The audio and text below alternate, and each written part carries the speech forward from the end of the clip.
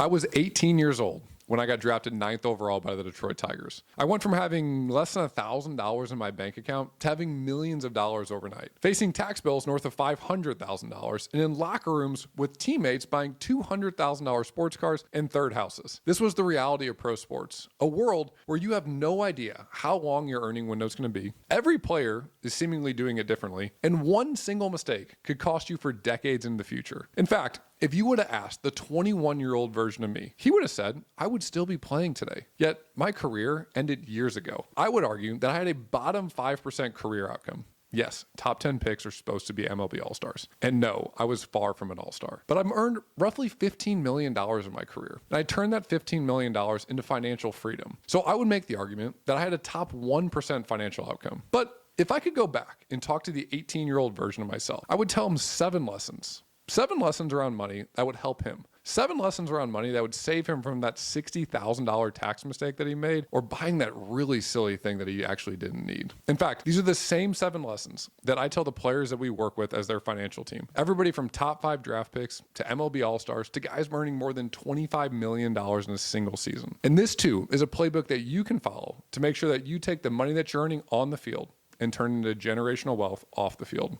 Let's dive in. The first thing to understand is something that will set the stage for every lesson that follows in this video. And it's something called the Dunning-Kruger effect. It's this idea that just because we're good at one thing, we then all of a sudden have overconfidence that we're going to be good at something else. Example, we're good at what we do on the field, so we're also going to be good at managing our money. If you take a look at this chart, you'll see that when draft day hits, you think, oh, I might actually be good at this too. In the middle of your career, you realize, I might actually know nothing about this, and it's very scary. But hopefully by the end of your career, you're saying, I know I need to understand this, and you're starting to ask those questions. So what you need to do as an athlete is you need to make sure that you have the team around you that can educate you along the way and actually help you with this stuff. And you need to be humble enough to actually ask the questions. The second thing that you need to understand is the cost to be you. The most common thing I hear from athletes is, oh, that was a one-time purchase. That doesn't happen all the time. No, that's the cost to be you.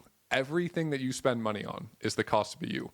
So if you can't answer that question, you need to understand what your numbers are. How much does it actually cost for you to live your life? Because here's the issue that we face as athletes. When those big paychecks are coming in, we can buy anything, but that does not mean that we can afford anything. In fact, let's use the example of $1 million house. Take a look at this chart here. If we buy $1 million house, you're probably going to think, okay, well, can I afford the 20% down payment, $200,000? Chances are you can, but what if I told you that it actually costs you roughly $100,000 per year just to maintain that property? Everything from mortgage, interest, insurance, property taxes, maintenance, utilities, all these other things come into play. And chances are you're going to own that house long after those big checks stop. So you need to ask yourself, do you understand what it actually costs to be you? Because buying something and affording something are vastly different things. Now consider that every single thing that you do can be filmed with an iPhone. Every single contract that you sign is going to be online. Everybody can know exactly how much money you're making. And you know what that does? It puts a giant bullseye on your back. But have no fear, you too can protect yourself. But if you don't, you might end up like some of the former athletes we've seen. Consider this story from Corey Crawford, a goalie for the Chicago Blackhawks in 2014. A fan actually filed a lawsuit because he sprayed his water bottle at the fan as he was coming off the ice. And the fan didn't file the lawsuit because of the water itself. He actually said that the backwash in the water was actually the thing that provided him serious injury. Yeah, pretty wild. But remember, everybody knew how much Corey Crawford was making. Everybody knew that there might be some money to be made here if I filed that lawsuit. So if you're an athlete out there, you need to make sure that you have the proper protections in place. Everything from the proper insurance coverages to the proper LLCs to making sure that your assets are actually protected. Because if they're not, chances are somebody's going to come after them too. And look, nobody wants to be the bad guy. Nobody wants to be the guy that has to say no to all their friends and family. But I'm here to tell you that if you don't say no to 99% of the people that are out there, chances are you too are going to end up in a financial situation that you're going to regret when you get done playing. Use former NFL quarterback Bernie Kosar example. He was a star for the Miami Dolphins and then went on to earn roughly $20 million as an NFL career. But he talks vividly in a documentary called Broke about how friends and family put him in a financial situation that he was not proud of when he got done playing. He barely had any of the $20 million that he earned. And it was simply because he wasn't saying no.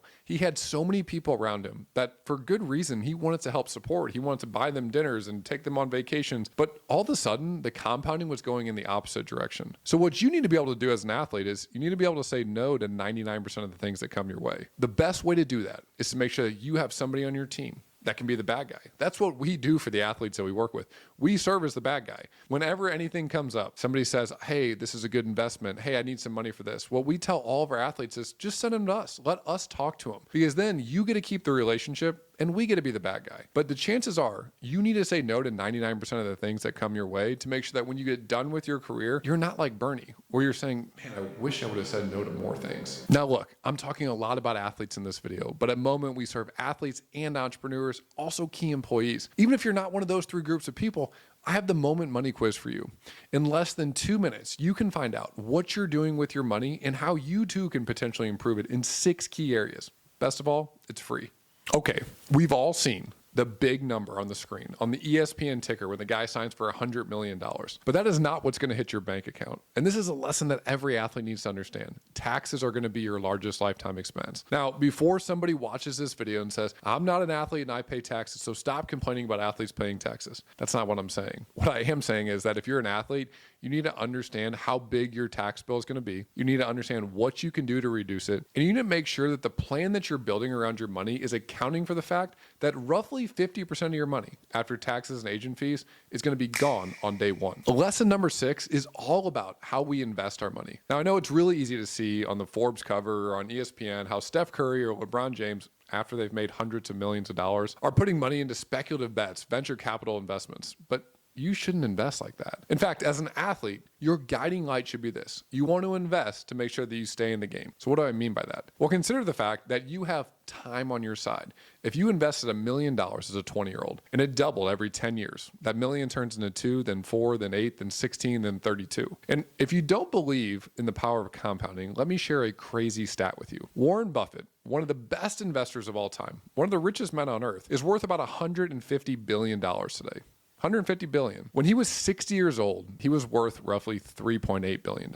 So said another way, 99% of his net worth came after his 60th birthday. And it wasn't because all of a sudden he cracked the code in investing and he's been earning better returns after age 60. No, it was simply that he had time on his side, or said another way, he stayed in the game. And the last lesson that I think every athlete truly needs to understand is that this process with money should be a done with you process. You are the CEO of every relationship that you have, whether it's with your agent or whether it's with your financial advisor. Without you, they don't have a job. Without you, they're not calling the shots. But too often, I see athletes that over-delegate every single thing in their financial life. And just recently, I saw a great story about DeAndre Hopkins, a former all-pro wide receiver, where he said he was going back to school to learn about money, to learn about finance, so that if he was ever going to bring anybody into his life to help him with money, he would know what questions to ask and he would be able to poke holes in anything that seemed a little bit off. But too often, I see athletes that just say, well, I got a guy. And I'm here to tell you, if that's you, that does not work. This is your money. This is your responsibility. And you are the CEO of every relationship that you have. So make sure that when it comes to your money,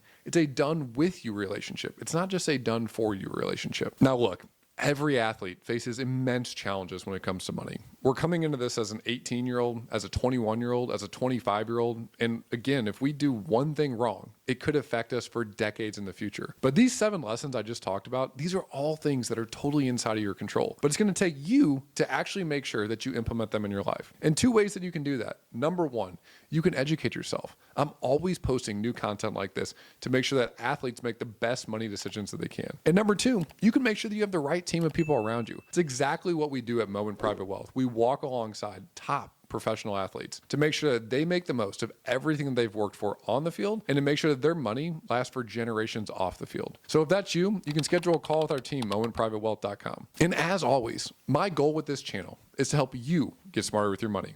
Until next time, my friends.